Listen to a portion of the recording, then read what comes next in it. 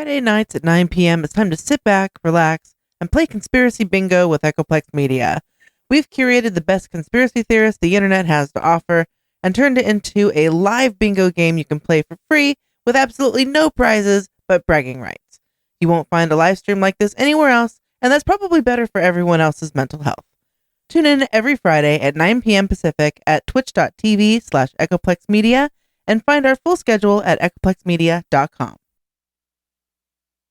At some point, we are going to have to do a whole show about how good this show sounds.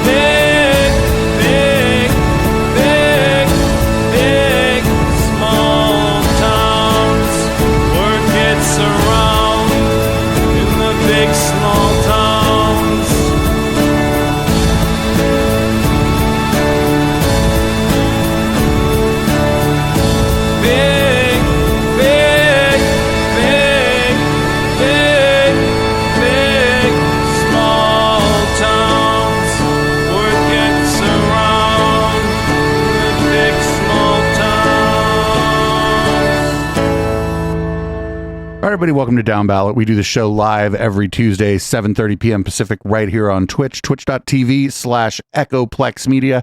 You can support this project at Echoplex Media, or at Twitch. No, at Discord. No, that's not right either. How about patreon.com/Echoplex? Or you can just go to our website, Echoplex Media, and click on that support tab. I'm a little frazzled today, but that's okay. I only have to host one show tonight. So I'm producer Dave, and you can find me on Grindr.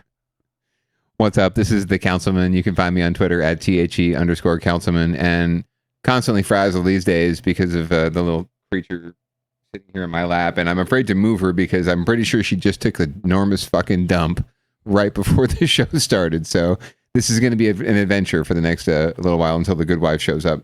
So anyway, very excited to be here as always. Excited to dip into local derp, both here and elsewhere, because as we all know, all derp is local. And yeah, if you want to give me some money, just go ahead. I'll give you I'll send you my Venmo. Just give me some money. That's right. I won't tell you what I'm using it for. It's probably for drugs. So we have a lot to cover this week, and I'd like to be out of here exactly at 1:15. So let's get to it here. Let's do it. First story. Usually not very. Probably the least down-ballot-y story we're ever going to cover. They're turning off the lights on the Bay Bridge for hopefully a reason that KPIX5 will tell us in a moment. It's money. The twinkling lights of the Bay Bridge will be turned off in March. As Devin Feely reports, their future depends on getting some large donations. We had high hopes for what it could mean for San Francisco, but it has been vastly exceeded what even we hoped it could be. It's become integral to the city and the energy of the city. It is one of the most visible and beloved art installations in the Bay Area, the thousands upon thousands of lights that illuminate and sparkle and adorn the Bay Bridge each and every night. And they're about to go dark. The LEDs are suffering in the harsh conditions of the Bay Bridge and San Francisco Bay. They're failing at a rate faster than we can keep up. So we're going to do the responsible thing, which is rather than let the artwork decay, we're going to take it down. The arts nonprofit Illuminate will pull the plug on the Bay Lights on March 5th, the project's 10-year anniversary. But how long they remain dark and down depends on the results of an $11 million fundraising campaign. There is a possibility that the Bay Lights would go dark and never come back. But I think given the resources in the Bay Area, the love for this project, the generosity of our community, that we will come back. The real question is, how quickly will we come back? The ultimate plan is to bring the Bay Lights back with newer, better, more durable technology and twice the number of lights. But that costs money and will take time and requires an enormous investment by the public in the beauty of art. When the Bay Lights go dark, I believe it will leave a hole in the city's nighttime skyline, and I think it will punch a hole in the psyche of the city. But what we want to have is a powerful story of rebirth and renewal. David says that it'll take 6 to 8 months once the funding is secure to order and install new lights on the bridge. That guy was a little dramatic. I'll say he was a little dramatic. It's going to carve a hole in the psyche of the city, producer Dave. I mean, I'm all for public art, and I definitely appreciate the Bay Lights. But, it would take a lot more than that, I think, to cut a hole in the psyche of San Francisco. They're pretty full of themselves. They got a lot to look at up there. Yeah, they do. It's. I don't think the people in the city care that much about the lights. I think like the tourists really like the lights on the bridge more than anything else. The people in the city probably don't care. For sure. I tuned into the figure skating championships this weekend, just briefly, right? Because they were in San Jose, right? And the lead off to the show, here we are in San Jose, just an hour south of San Francisco. So that's our claim to fame, apparently, is that we're an hour south of San Francisco, and their claim to fame is that they have Coit Tower and the winding road and the pyramid and now the lights, but the lights won't be there, so they'll still have the pyramid and the winding road and the Coit Tower and Golden Gate and all that shit. So good on them. And all San Jose will have is a nightlife with only men. And that's not just the gay club. In fact, all the women are at the gay club. And that underpass between downtown and the SAP Center with the little, circular lights on it. Yeah, I guess you're right. That's almost the same thing. It's kind of like our, Bay Lights. That's almost the same. It's our Guadalupe Creek lights. All right. Well, that was the least down-ballot-y story you're going to get. Now, unfortunately, we're going to move up north to the city of Reading. We're not going to be watching a Board of Soups meeting, although I have a feeling the next Board of Soups meeting up there is going to be pretty spicy as a result of this. Depending, the city might be the ones that oversee the police department. But the Reading City Council is probably pretty lit too. They don't broadcast that, so if there's going to be fireworks, rough. So anyway, here we go. We're gonna move on to the next story. This is police brutality investigation in the Reading Police Department. It's just an investigation, folks. Don't worry. Nothing to see here.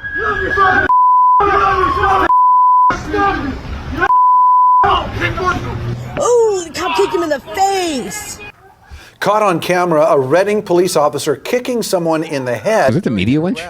What you're looking at happened last Monday, and you can hear the suspect, Kevin Hersey, crying out, even apologizing, as about 8 police officers and a canine try to arrest him.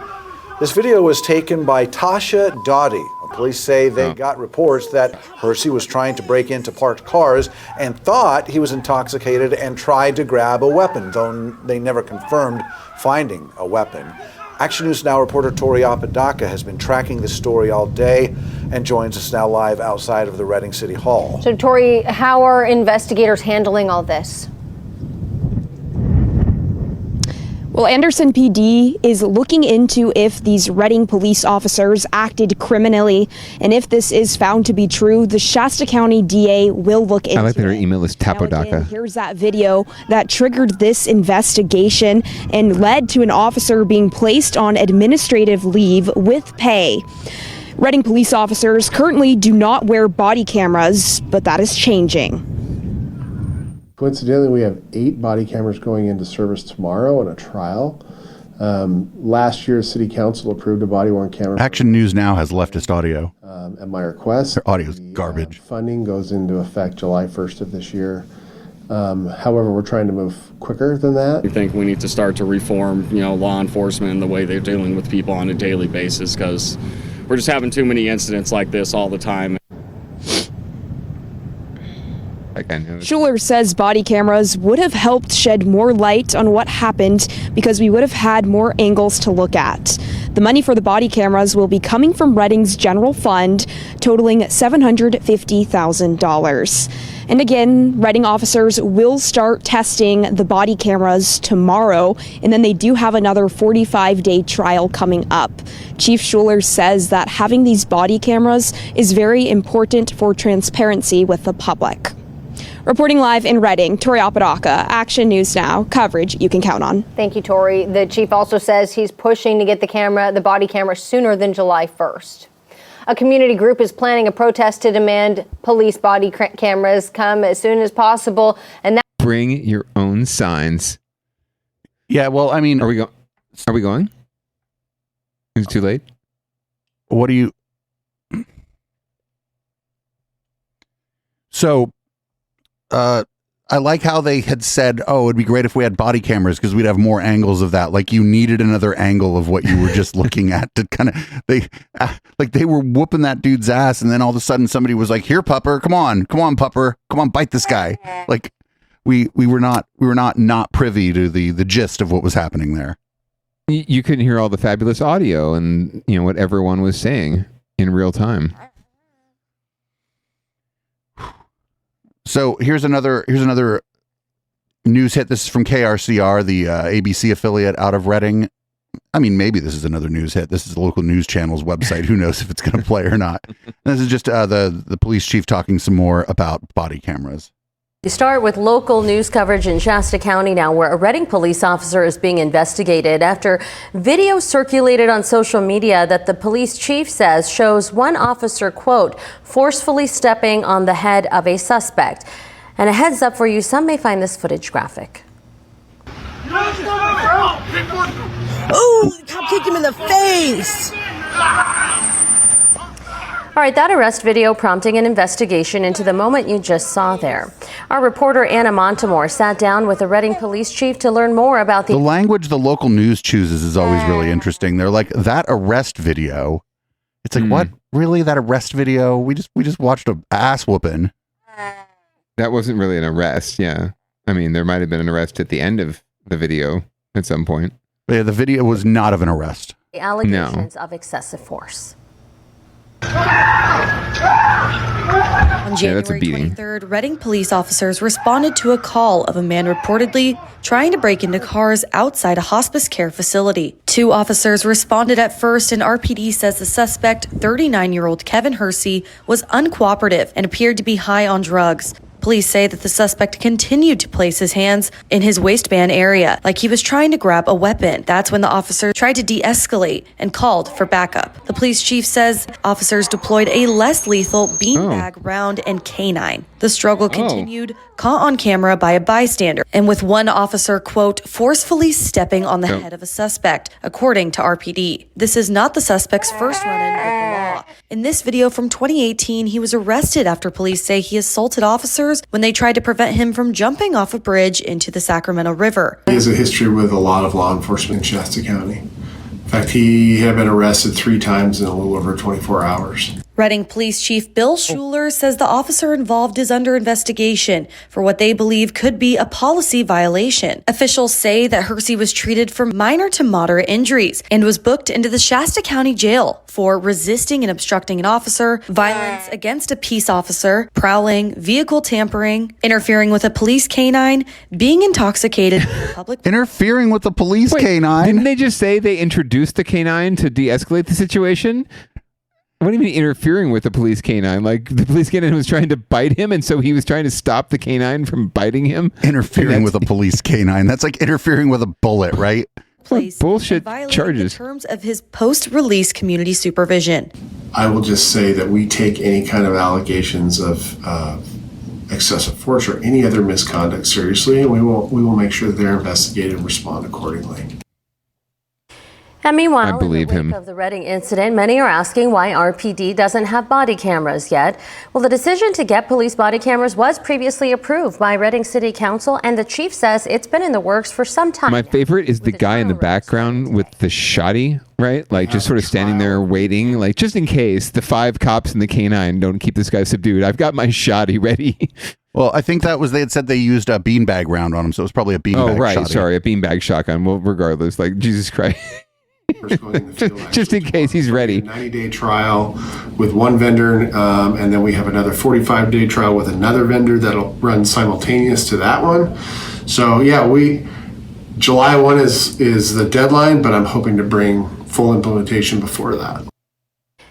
And meantime, some residents have planned a police accountability protest at Reading City Hall this Thursday at 6 p.m.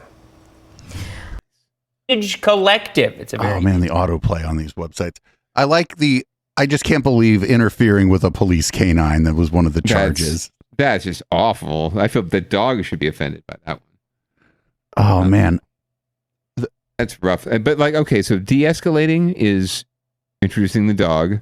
De-escalating is shooting him with a beanbag. Like that's de-escalating the situation, right? And reaching for his waistband as if grabbing for a weapon, which they never saw and never found, right? And therefore give him this beating. I mean, I guess we should be happy that he's white and he didn't get shot 60 times, because that's what would have fucking happened if the guy was black. We all know it. If he reached for his waist one time, he would have been shot 60 times. But yeah, I don't understand de-escalation as beanbags and dogs. Yeah, yikes. I mean, there's I don't know, this shit's all rotten to the core. I talked a little bit about it on the Sunday show, the Plex, which the podcast of came out. You know, like I had brought it up on Sunday, and you know, they're like, oh, most cops are good cops. And I'm like, okay, so we were watching them all whoop this guy's ass. Where the fuck which one of those was the good cop? Right. Can you please point to the good cop? Or more, I mean, even, okay, fine. Maybe, yeah, I do know for a fact there are actually good people who are police officers, also police officers. However, the argument about the rotten apple, right? That's the one I just can't stand. It's prevalent.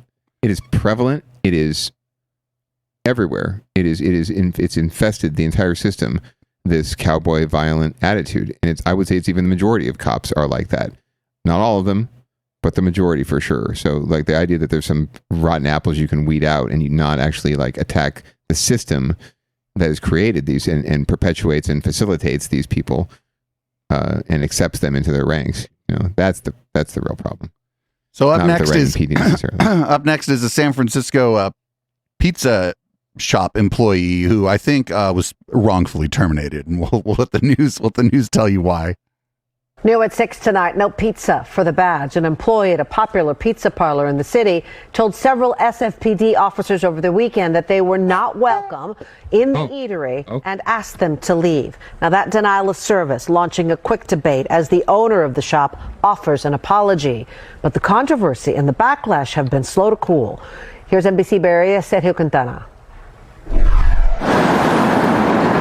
At Pizza Squared on Brannan Street near 8th Street, the Monday lunch hour was pretty steady. For a lot of regular customers in the neighborhood spot, this is one of their favorites. I enjoy the pizza. I like their salads actually better. Today was a quick pizza day though. Pizza's great. No, really, the pizza's great. None of the customers we talked with had heard about the weekend incident, but all said they were surprised it had happened here. Since yesterday, several one-star reviews have popped up on Yelp, directly referencing what happened and criticizing the decision to ask the officers to leave. I talked with the owner of Pizza Squared by phone. She says she doesn't want to speak on camera, but tells me that the employee that asked those police officers to leave this weekend was only with them for 4 days. He was a trainee, and he has since been fired. She has also apologized and has been communicating with the San Francisco Police Officers Association about it, something the POA acknowledged on its Twitter feed, tweeting, "We appreciate the owner's swift apology, praise for the hard work our officers do, and the owner's commitment to meeting with the affected officers." This all comes as many communities are again re-examining the role of police departments across the country after Memphis police released graphic videos of several officers beating Tyree Nichols to death during a traffic stop earlier this month. 5 have been fired and criminally charged. 2 more Memphis police officers were fired today. In protests across the country this weekend, some are now pushing for more reforms, including restricting police from certain roles like traffic enforcement. Others say they've gotten to a place where police make them feel more afraid than safe. But it also comes as many San Francisco residents are pushing for more police to help combat the rise in open drug markets, property crimes, and assaults on members of some communities. At the moment, the San Francisco Police Department is understaffed by more than 500 officers, and San Francisco Police Chief Bill Scott says they're having trouble recruiting new cops. Hold us accountable, make sure that we do things the way we're supposed to do things, but support us. Because if we have a city where police officers are supported, I think people may want to work here rather than not work here. The San Francisco Police Academy just graduated 12 new officers, and Chief Bill Scott swore them in this weekend. It's one of the smallest graduating class in years. In San Francisco, Sergio Quintana, NBC Bay Area News. Shout out critical support to that pizza employee, and they should have made that person the assistant manager immediately. Yes. Very well done. However, I think we all knew where that was headed eventually. Once the POA gets involved, it's only a matter of time before things go south. Yeah. I mean, I don't know. Whatever. I mean, if the owner of the business doesn't want people to refuse service to the cops, I guess they can fire people. But I mean, if they're only on the job 4 days, they're like, this job isn't that great anyway. Let's do the right thing here. Let's they not have great serve salads. the cops. I heard they have great salads. Apparently they I do. don't know, but the pizza's okay, but the salads are really where it's at. Apparently, I wonder if they have an all-you-can-eat salad bar.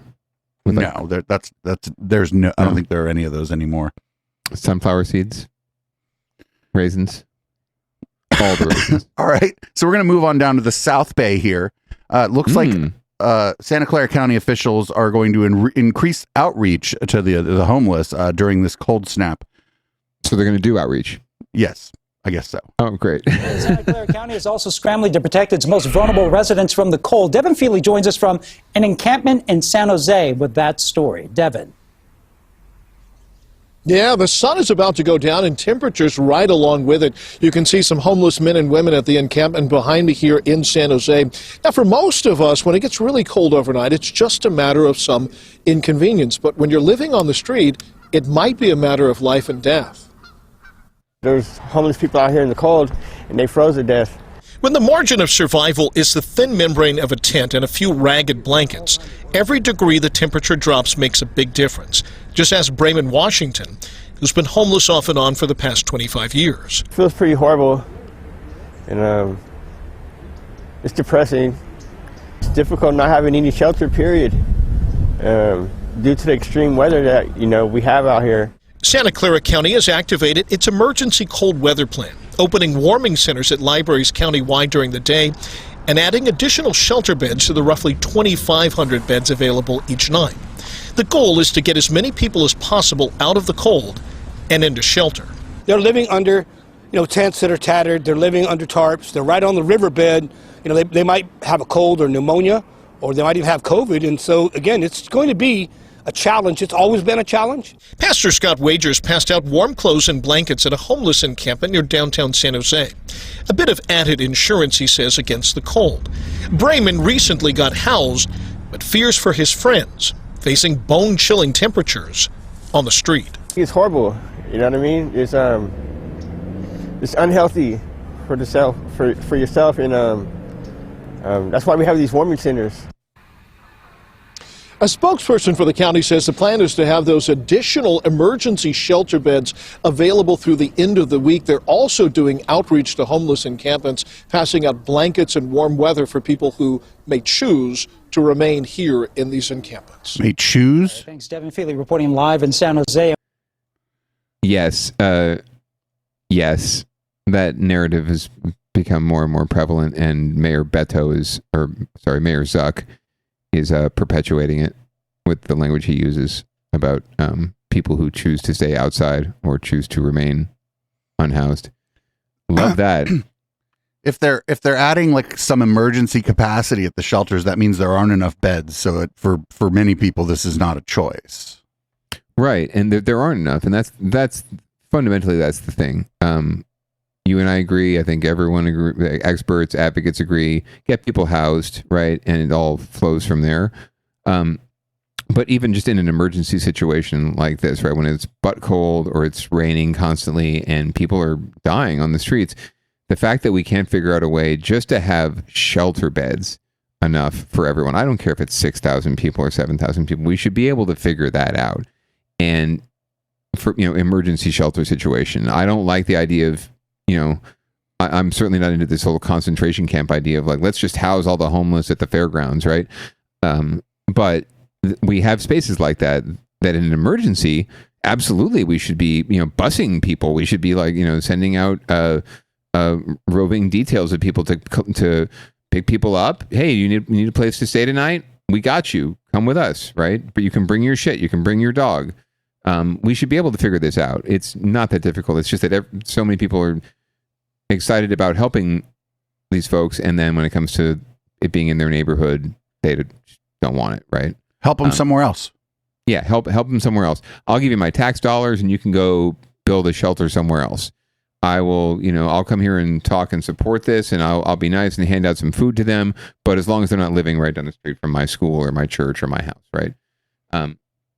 Despite the fact that statistics show that housed people commit crimes at a higher rate than unhoused people, they have a lot more going on, and they contribute a lot more to environmental waste and pollution and all sorts of manner of things than unhoused people do. Unhoused people are just trying to survive, like the rest of us that are screwing everything up. So in our next story, imagine you get this, it's like the middle class tax relief thing from the state, and they send you a Visa debit card, and then nice.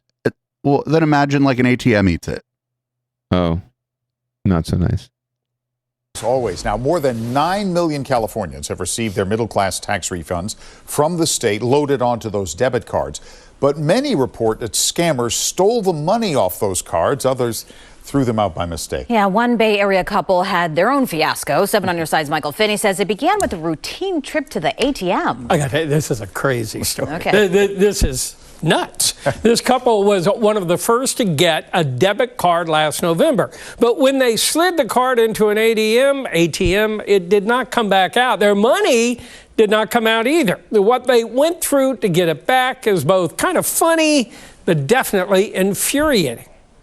It just sucked it up. It was gone. Don Brundle was at a loss. He had gone to an ATM to cash in the $700 debit card he and his wife got from the state for inflation relief. But there was one little problem. I put the card in, And then nothing happened. Then all of a sudden, I heard it swallow the card. It made some kind of noise. The ATM would not give back his card and did not give him his money. And it didn't give me a prompt or anything. It was gone. Thank you for calling Money Network. So Don and his wife called the debit card company to request a new card. There was just one little problem. Please enter the number on your card, followed by the pound key. The number on the card.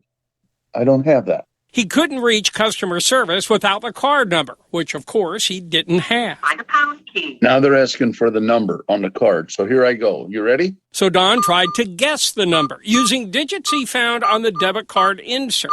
I didn't find your card number. Okay. We'll try another one. We're sorry. We still did not get the requested information. Please call us back when you have valid account information available. Goodbye. 7 on Your Side told their story to the He seems to be taking it well. the agency distributing this money. A staffer told Don he could reach a live agent by calling a different number and pressing option 1, then option 9. It worked. A nice lady came on and she told me I'll have a new card by December 6th. Which was great, but there was just one little problem. Well, today's what? January what? The card never came. Don tried to call Money Network. Thank you for your call. It is important to us. However, due to high call volume, we are not able to assist you at this time. Please try your call again later. Still, no debit card. Good spirit about it. Did get this, a 1099 tax form. They have hilarious. $700 as in I couldn't believe it. Now that's funny. That is funny. I don't even have the $700. Amazing. I told you a crazy story. But now things have changed. We helped. I love this dude. He does every story like 2 sheets to the wind. Again. Turns out his card had been sitting for 2 months waiting to be mailed. The couple just got it by overnight delivery. They sent us this picture. They're still happy. As for taxes, in the coming days, stay tuned. I'll be reporting on whether this income is taxable or not for you, especially if you never got the money. Lots of folks are in that situation. We're hearing from them day after day. It doesn't seem fair if you didn't even get the money. Right. You got to pay taxes on it. Oh, goodness. What a story. Man. Thank you, Michael. Sure. I feel like if the government sends you stimulus of any kind, that it is a needless bureaucracy to tax that stimulus. You should just reduce the amount of the stimulus and make it non-taxable. That or just don't tax it, period, or work, I don't understand. It boggles the mind. It's like it seems like tax relief, right? And economic relief. So why is it being taxed? I understand taxing the lottery money, but this doesn't really seem to make a lot of sense. I have to actually look into that, to be honest with you, because I know we did receive stimulus checks, and I'm guessing it counted as income, and we paid the taxes on it eventually. We didn't get a separate 1099 for it, but I think we had to report it and pay taxes. We might have had to pay taxes on it. I can find out. So we're gonna skip this one story because it's just violence. I mean, we don't need to run a story that the only thing about the story is violence. Oh, what's up with the good wife?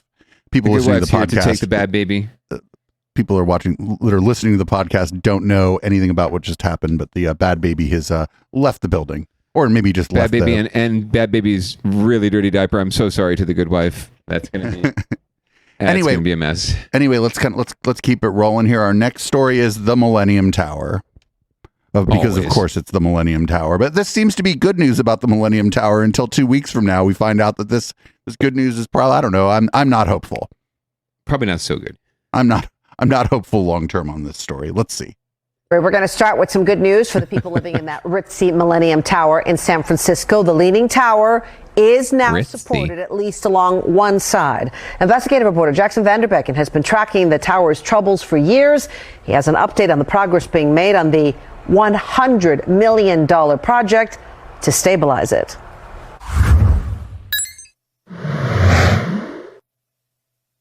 The Millennium Tower is now being supported on the Mission Street side to 6 piles. 3 million pounds of support is now rooted to bedrock.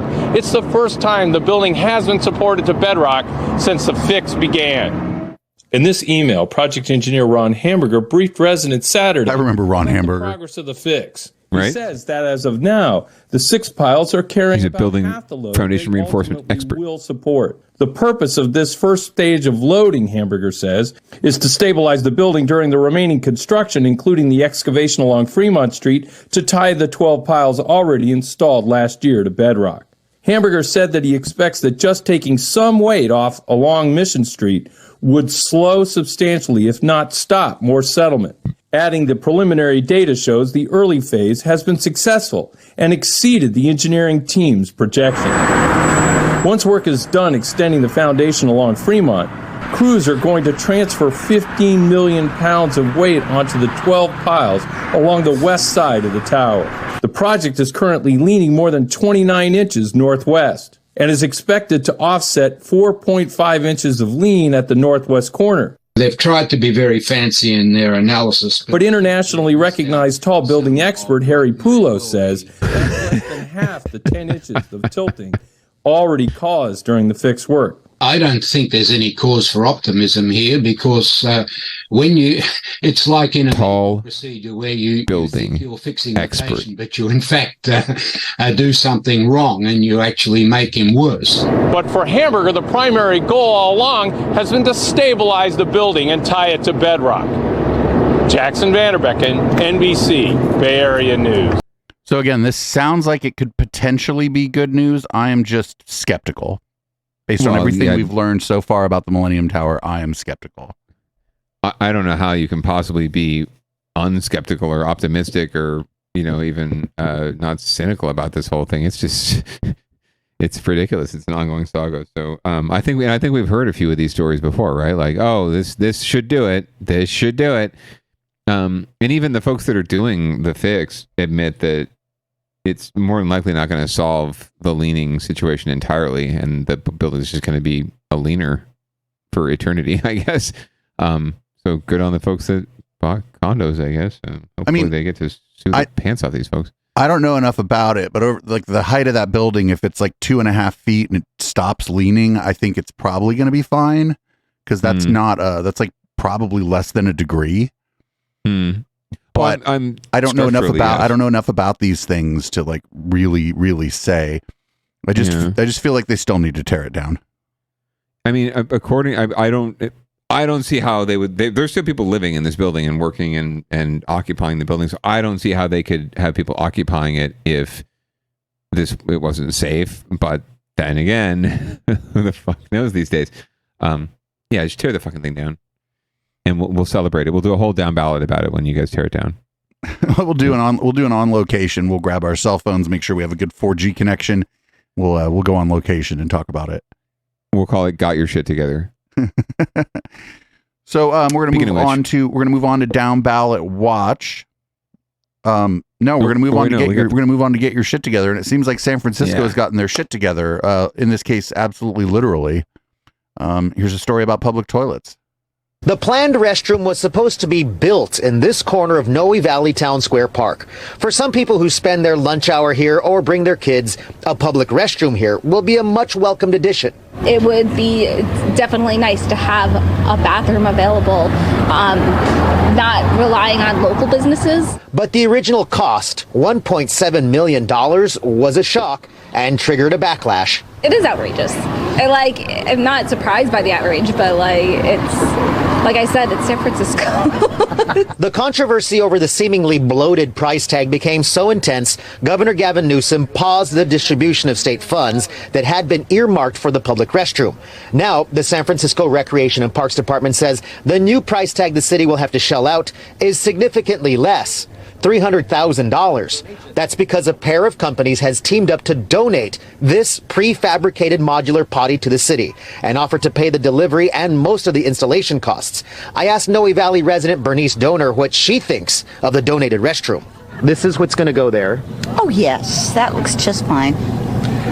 They found a lady named Donor to talk about the donated restroom. This is, I would do this too. I'd be like, no, we're going with Donor. We're going with Ms. Donor. It was lovely. Absolutely lovely. It's going to cost the city $300,000 now. Much better. A spokesperson for the San Francisco Recreation and Parks Department says they will be reaching out to the governor's office, who paused the money for this original project, and ask for a portion of that money to be used for this project and for a similar project at Prashida Park. The Rec and Park Department plans to spend the $300,000 to hire a landscape design firm to draw up the plans for the site, including mechanical, electrical, and plumbing work, and to handle all permitting, environmental review, and other administrative costs. The hope is to have the new restroom installed by late summer. In San Francisco, Sergio Quintana, NBC, Bay Area News. That's great, but now if you have to use the bathroom and you're just visiting San Francisco, you got to figure out how to get to Noe Valley. To use the modular potty. With Christmas lights. Like, I guess for adults, it's fine. Like at night, and especially in San Francisco, there's a lot of bars. You could just go into the bar and use the bathroom.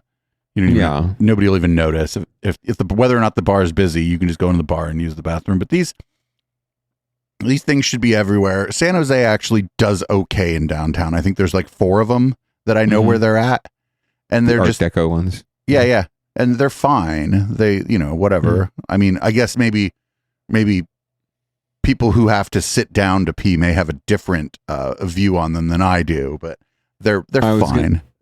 I was going to ask, relatively speaking, would you feel cleaner, safer in one of those public toilets downtown, or like, say, the bathroom at the Caravan? Bathroom at the Caravan, probably, because then I could go get a beer. Put one of my stickers on the wall. Right. Promotion too. Yeah. Also all wrapped up into one. If you promote at the bathroom, if you promote at one of the public bathrooms, you could actually get charged with vandalism. So Dave was here. The DJ sucks. All right. Well, hopefully they're getting their poop together. That's fantastic, and they're going to be collecting poop too. So more power to them. We should all be so lucky. I just learned about a program that they had in the city of Mountain View, offering vouchers to RV owners to collect their poop, instead of just dumping it on the street or whatnot. Huh. So, good deal. Somebody in chat just said that you can figure out, like, you can judge the civility of a city by its public toilets, and I think that's probably a pretty good measure, actually, because like there's no reason that like in San Francisco there aren't like public toilets all along Market Street. There's just no reason. Sure. I mean, you can also look at the benches. Are they conducive to sleeping on? Or do they have that bar right in the middle that prevents someone from actually sleeping? Do all the corners or edges in the city have little skateboard blockers, right? Oh, yeah. All the little signals.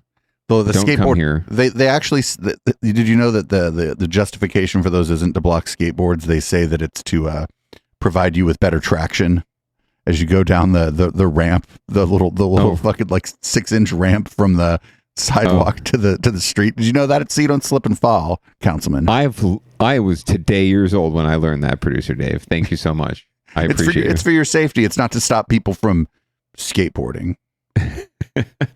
Well, it's for safety. It's to prevent people from skateboarding, because skateboarding is dangerous, not just for passersby, but for the skateboarders, right? They fall and they break their ass. So they're saving these people from themselves, really. I would imagine for the skateboarders, those things are actually more dangerous, because if maybe you're an out of town skateboarder and you don't know they're there and you're just going, and then all of a sudden you hit this thing, now you're going to fall.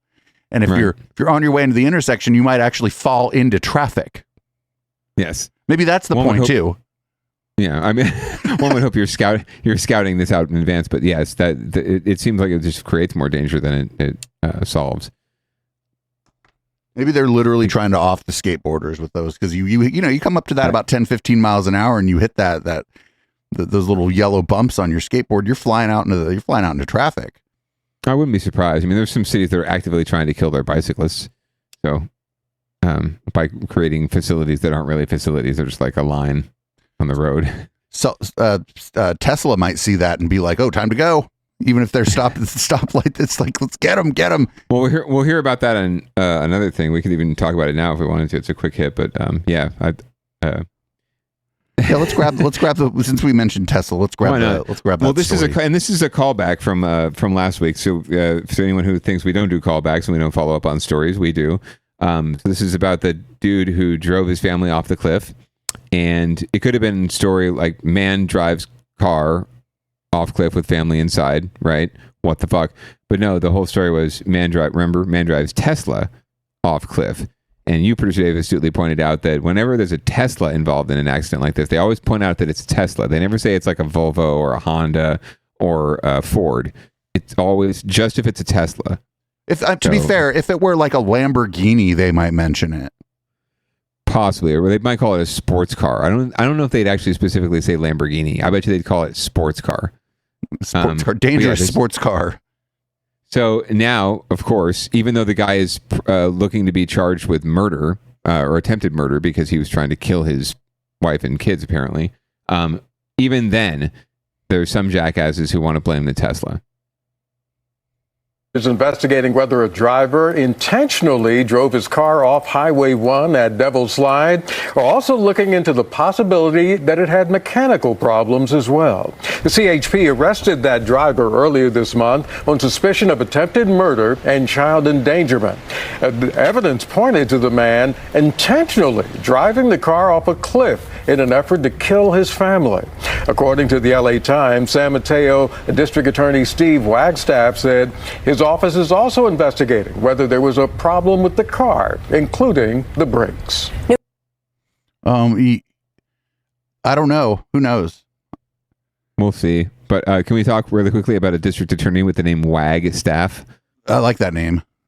That's very nice. That's a very apropos name for a district attorney. Anyway, we'll find out. But just so you know, we do follow up on stories and we do keep tabs. So we will get to the bottom of this when the bottom is found. But in the meantime, let's go to Down Ballot Watch. So we first up, we got footage of the Paul Pelosi attack. That's body cam footage from the cops was released. There were so many news reports on this. I just picked one at random and put it on the docket. To be perfectly honest, I wasn't going to look through all of them to see which one was the spiciest. And we're going to see what we get from body cam footage, what the benefits of it are. We can now see and hear some of the most pivotal moments from those early morning hours, and it all starts at the patio doors that we were all looking at after the sun had come up. Surveillance video shows David DePape examining the back of the home before ultimately smashing his way through. Moments later, the evidence picks up with the 911 call. This is San Francisco Police. Do you need help? Oh, well, there's a gentleman here just waiting for my wife to come back.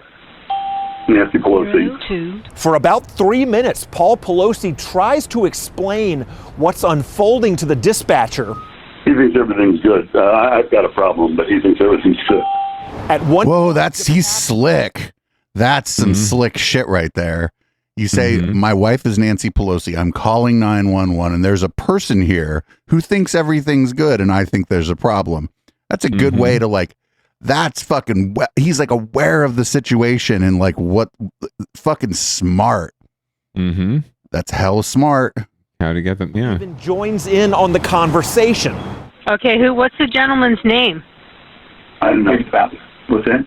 My name's David. The name is David. Okay, and who is David?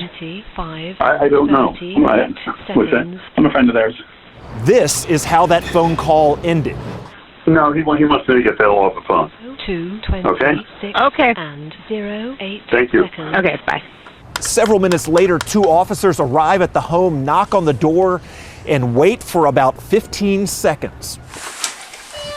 Hi. How you doing? How are you? What's going on, man? Everything's good. Hi. Drop the hammer. Nope. Hey. What is going on right I'm now? not getting an answer on call. The body cam video ends. Thank you for not showing that. Taking control of the attacker and calling for medical assistance. DePape's public defender once again blasted the release as a, quote, terrible mistake, unquote, that jeopardizes the possibility of a fair trial. The release was also opposed by the district attorney's office. It's a concern for the defense, and that in turn becomes a concern for the district attorney, because the district attorney does not want to provide a change of venue motion to the defense, who can then take this case on the road someplace when it's a legitimate San Francisco case. So we have seen and heard some of what was going on in the home, but the evidence also reveals a little bit about what was going on in the mind of David DePape, his interview with police, and how he describes that encounter at the front door that is coming up at 6 o'clock. Yo, like super smart, because he's like that was a big dude, and Paul Pelosi's in his 80s. That dude, as you saw, was able to easily overpower Paul Pelosi. And so when he was on the phone, he was trying to like act like it was casual. But as soon as, if you're calling 911 and you're like, oh, I'm just waiting for my wife to get home, she's Nancy Pelosi, and this person's calling 911, you don't drop that name unless you're like trying to give some information to the person on the, you know what I'm saying? Right.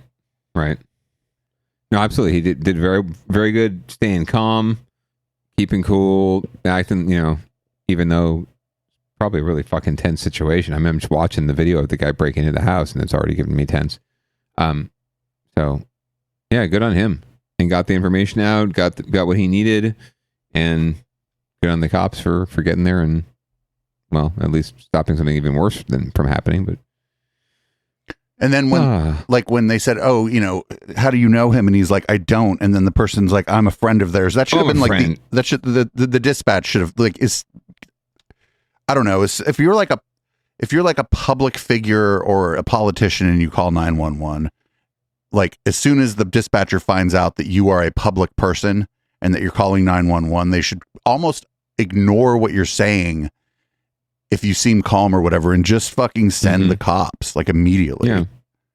Because there's stalkers out there. Like, it doesn't have to be a politician. There's stalkers if you're a famous musician, a famous actor, right? You're a film producer. If you're somebody whose name, or who's, if your spouse is a name people know, you're not going to call 911 all willy-nilly and fuck with them. You're a public person.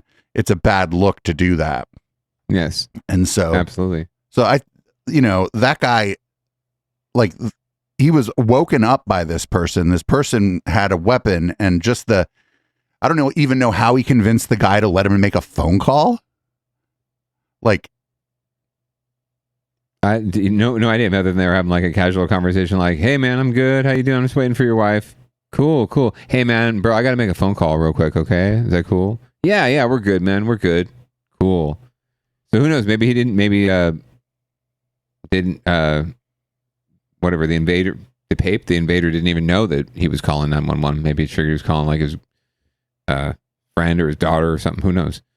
Because he was being, like you said, really chill and kind of cagey, and like, that's the thing, is like, you would think that the operators, if somebody's being like kind of cagey with you, I would think that would be a reason for you to be alarmed, like for you to understand that something the fuck is going on. Like, if you're like super casual and kind of cagey and not really saying what's going on, and then if you're a public figure of any kind, like if you're the mayor, if you're a fucking council person, if you're a board of supervisors member, if you're the head of the homeowners association, like, you know what I'm saying? Like, yeah, totally.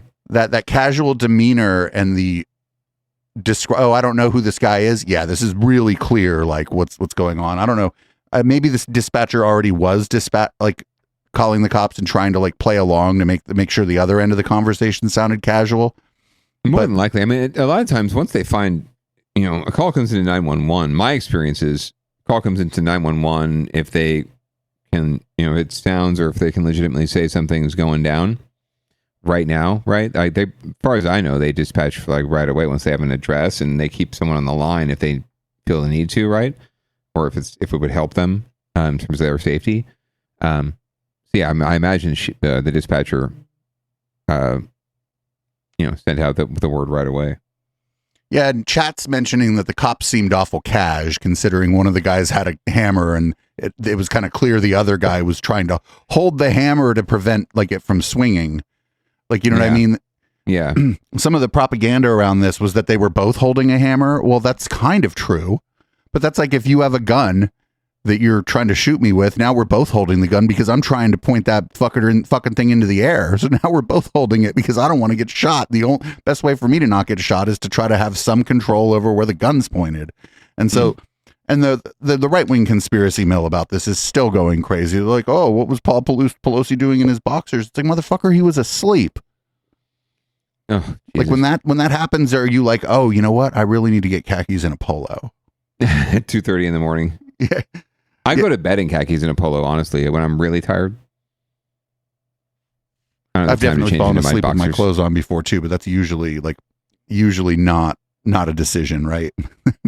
Do you own khakis and a polo? I do. Oh, I figure maybe one day somebody's going to sue me, and I'm not going to wear a suit, but you know. No tie. Anyway, all right. Well, what else do we have on Down Ballot tonight? We got Bart faces a possible funding crisis. Oh no, Bart face sounds like a really bad name to call your sister. That, this crisis is upon us and we need to have a vision. BART's board of directors getting real about its financial future. We're going to start having to consider austerity measures if we have not coalesced around a path forward, starting as soon as this June. The issue is ridership. Since the pandemic, it's still not on track. Pretty empty. Some of them seem pretty dirty. BART says ridership is increasing, just not fast enough. About 150,000 people are riding daily, compared to 400,000 daily riders pre-pandemic. That's a problem considering about 70% of BART's operating budget has historically come from fares. BART ridership is currently at 40% of pre-pandemic, and that's all because the Bay Area has embraced so much the work-from-home culture. BART has received more than $1 billion in federal aid to help sustain service, but that funding is expected to run out by 2025. If that happens, the transit agency is predicting potential consequences like fewer trains, stations which open later and close earlier, station closures and line shutdowns, no weekend service, and mass layoffs, negative impact on traffic and climate, and some populations reliant on transit could be impacted, or no BART service at all. I mean, are these scare tactics or are these real possibilities? It is a very real possibility when the federal emergency funds run out and there's no more money and people are still working from home, that drastic service cuts will happen. BART says it plans to ask the feds, even the state, for more funding, even though the governor has proposed slashing the budget for public transit. State Senator Scott Wiener is an ally for BART and all public transit, writing to his colleagues in Sacramento for support, tweeting, "I'm optimistic we'll make progress on transit in the budget." BART says it may take the funding issue to the voters as a transportation measure. Some riders say BART is their only lifeline. It's important to have BART because we need a green option. We don't all need to be driving our cars all over the place. Cornell Bernard, ABC 7 News. That would be a disaster. Yeah, absolutely. Dogs and cats living together, mass hysteria. It would be a mess. No matter how many people are riding BART right now. And it's not just like entirely possible. It's not just like people that are trying to go to work or whatever. It'll absolutely fucking destroy like people coming in for tourism. Because the great thing about flying into SFO, since they made that extension, you get off your flight, you go to baggage claim, and depending on where your baggage claim is, you walk 30 to 40 feet sometimes and get on the train. And it takes you to downtown San Francisco. Yes. Boom. And the hotels and the fun stuff. So, yes, this is not good. I do think I'm not going to say it's entirely scare tactics. What it is typically this is the kind of narrative you start when you're about to drum up a ballot measure, right? And then a funding measure. So you get people ready of themselves and their tax money to support the system.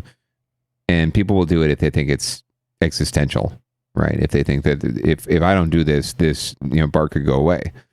So that's the kind of narrative they're selling already. That's what it smells like to me, at least. I'm not saying it's not true. They're probably in deep financial straits, and they're probably looking at big deficits once relief funds run out. And it's yet to be seen how much and how quickly things are going to come back with transit. So it's entirely possible that they're in a really bad situation. But I also think this is, like he said, it wasn't scare tactics, but it's certainly an early narrative trying to make sure that they sell the need for more tax dollars. This is a good candidate for some transparency. Actually, BART opened up their books and were like, "Here's what's going on." Yeah. Well, I mean, theoretically, they're supposed to, right? Like it's a public agency. That's an elected board. that sits there on the BART board. The only reason we don't get to vote for them is because only up until recently, BART didn't come to Santa Clara County or to our jurisdiction, so we had no vote or no say. But yeah, theoretically, their budgets are completely public. That you can look up everything that they do, and I'm sure some watchdogs do, but they can always cook their books too. Well, I mean, this would be a time for them to not just open up their, but like start releasing information, like in a public relations fashion. Sure. Oh yeah. Absolutely. Like this is what's going on, right? I've always thought that was in any crisis situation, that is absolutely the best policy. And you and I've again talked about this before. I think this is your predilection or your preferences. Just own it. Just come out, say what happened. If you need to apologize. Just do it. You know, don't dilly dally. Don't wait around. Don't try and fix the piles and drive them into bedrock. Right? Tear the building down. Answer to what you did. And you move on, and people will move on. You're more likely to move on and get past it than you are if you don't get out in front of it, right? Either way, you're going to get burned. So might get less burned if you own it up front and just explain it, and then people can make their own judgments and pass judgment, and then they can move on. Yeah, I mean, in this case, it would just be. I mean, it's seriously a matter of getting your representatives on the nightly news weekly to be like. Yeah, we have this much money. We're spending this much money. We're going to have a real problem on this date. Right. So we need your help. Right. We need everybody's help. This isn't some big government thing here or whatever. This is how some people get to work, how some people get to their recreation. Right. Do you not want to get to the A's game? Like, do you not want to be able to get to San Jose to go see the 49ers without your car? Do you want to have to drive to downtown San Francisco and find parking if you're just going to Union Square? Like, do you want to have to wait 45 minutes for your train to head back if you went? Like, there's just all these, this is definitely a case for them to just go out and be like, here's what's going on. These are the budget deficits we face. These are the numbers. And, this is the wall we're eventually going to run up against if we don't fix this problem. Maybe they're afraid of highlighting the mid-level managers who are making way too much money for the jobs that they're doing.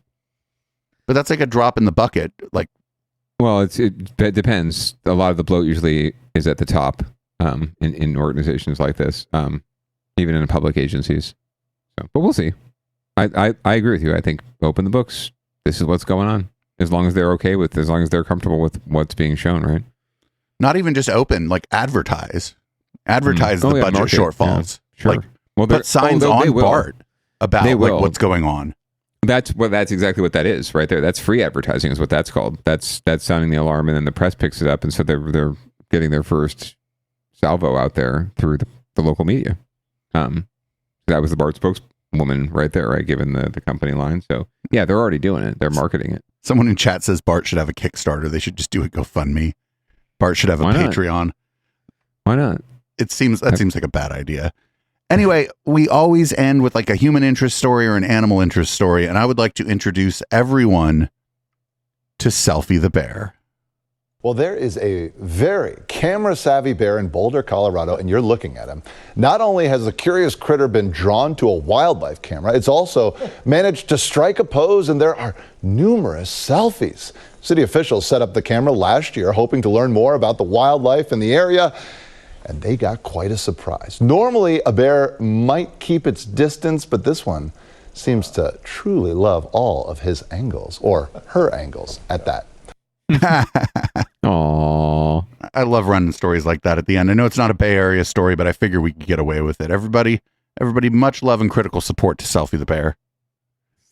I gotta love it. Thoughts and prayers to Selfie the bear. Yeah. So this week's show was what it was. We had a crying baby, and then we ended with a very vain forest creature. So I feel like we covered the gamut of what was going on. We also talked about the Millennium Tower. Babies and bears. So everybody, make sure you stick around for local love. We have Walter Campbell, formerly of NVS. If you're a fan of this network, you know the song Nice Guys. That's by NVS. Also, the song Then Gwen is by NVS. We have a live performance by him as well as an interview. Nice. It should be great. And you might make some new friends in chat because Walter's been promoting this fairly heavily on the social medias. although getting people to leave Facebook for any reason has proven to be challenging, and we've had to build our community through something other than our Facebook page. Make sure you support Echoplex Media. There are a lot of ways to do it. You can go to echoplexmedia.com/support. My favorite way is our merch store, and we're killing it. Shout out to Fourth Wall. Use the code NOWSPACE in all caps to get 10% off anything in that merch store, or don't if you'd rather just give us extra money. And of course, as the councilman says, get a vax, wear a mask indoors when appropriate, pants are optional. This is Audible Smoke. The song is called Locals, and we'll be back in, 20 minutes with Local Love. Everybody hang out and enjoy the local music. We'll be right back, or in 20 minutes. Thanks, councilman. Peace out.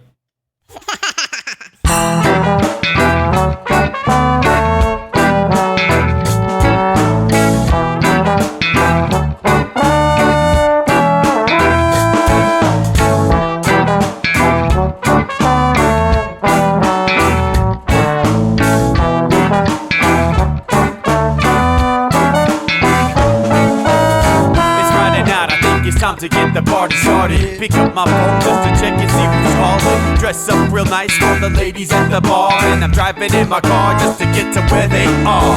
Here at the local scene is where I plant my feet. It's where I smoke my cigarette and I hold my drink. I look at all my friends, they're all blazing greens. Here at the front of the stage, waiting for MTV. Where are those guys who's standing next to me with a pipe in his hand, ready to blaze for me? About 5 minutes later, we're all singing Queen. I get the fuck up on stage and rock the scene, yeah. We do what we want, and what we want is to jam. So sit back and enjoy the band. We do what we want, and what we want is to jam. So sit back and enjoy the band. Enjoy that band. I turn and head back to the bar for a refill, man, because you know where we are. We're headed out to the car to smoke another one and another one. Now just when the magic starts kicking in, I hear relapse playing, you know it's time to head in. Alright everybody, now it's time to grab a new drink. Spark it if you got it and then pass it to me, yeah. We do what we want, and what we want is to jam. So sit back and enjoy the band. We do what we want to do, and what we want is to jam. So sit back and enjoy the band. Enjoy that band. Last up on the bill for the show tonight is Down and Dirty in 5, so we're headed outside to spark up another joint. Now who's got my lighter? Stoner E, of course, shouldn't you be inside? I'm all up in this bitch, being who I gotta be. I'm fucked up like the U.S. economy. The truth is that I don't think logically. Stoner E take you on a psychedelic odyssey. Now inside motherfuckers is rocking me, and outside shit we smoke a lot of broccoli. Rocky the roller, yo, that sexy girl be jocking me. Ain't too drunk to fuck, but I'll probably do it sloppily.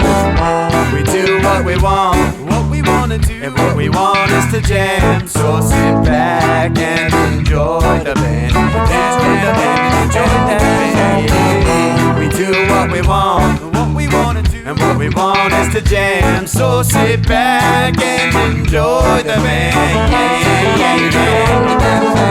Molly say that he like jamming, and he hope he like jamming too. Well, I gotta say, thank you, Bob, we do. Yes, I gotta say, thank you, Bob, we do.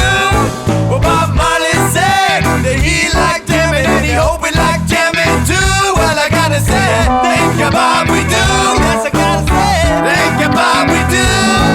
Yeah, we do what we want, and what we want is to jam. So sit back and enjoy the band.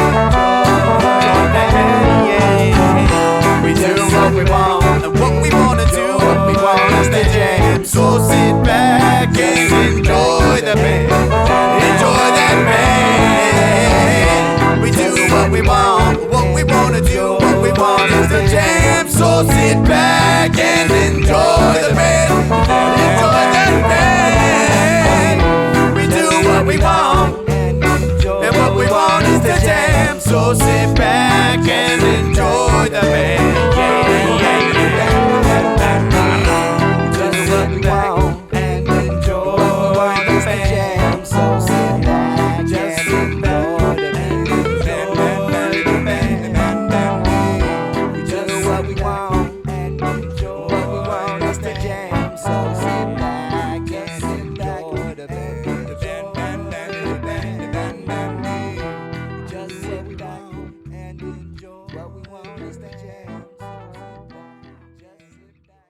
Can't get enough Echoplex and want to keep the conversation going with the hosts and community when we're not live? Then join our Discord server at discord.me/Echoplex. We have text channels, voice channels, meme repositories, and a whole section of screenshots that we don't even remember where they came from. Come join the Now Space on Discord at discord.me/Echoplex.